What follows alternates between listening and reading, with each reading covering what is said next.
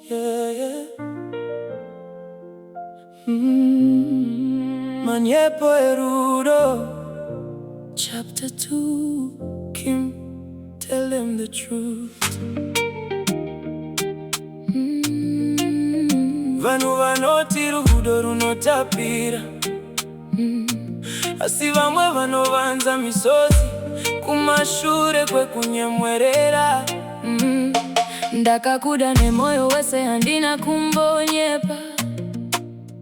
Ndakakupa nguva yangu ndichiti ndiwe wangu forever. Asi mazuva akachinja, zvinhu zvakatanga kushanduka. Mazu yako akanaka, akatanga kuva Manyepo Erudo. Ndaiona picha yako uchinyemwerera online. Asi ndaiziva mukati mako maiva nemarwadzo. Takanga tiri vaviri, asi takatanga kuva vatorwa. Tichirara tese, asi moyo iri kure kure. Ndakabvunza kuti baby chiri kuitika. Wati hapana, asi maziso ako haitaura zvimwe. Rudo haruna kufa asi rwakakuvara. Takaviga zvokwadi pasi pemanyepo redu. Manyepo Erudo. Tingaziva kasei kana moyo ichichema asi tichiti tiri okay.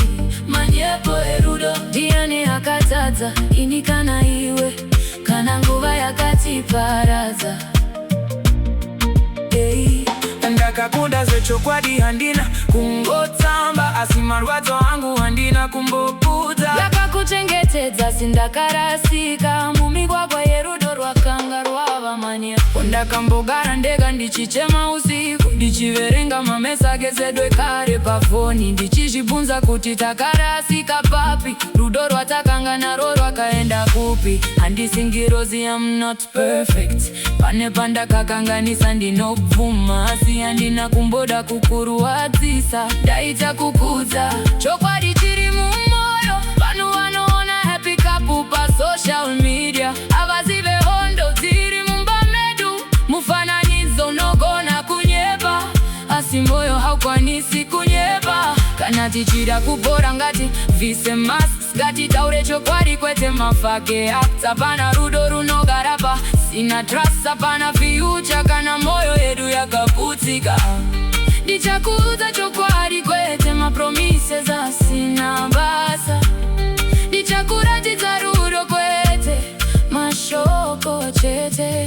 Kana tikatanga patwa, tichibatana maoko. Ngatirege kudzokazve kuManyepo Erudo. Manyepo Erudo. Tingazviva kasei kana moyo ichichema asi tichiti tiri okay. Manyepo Erudo. Nasi tava pachena, rudo rechokwadi runoda moyo yakachena. Manyepo Erudo. Hatichadi kunyepa. Manyepo Erudo. Ngatidanane zvechokwadi.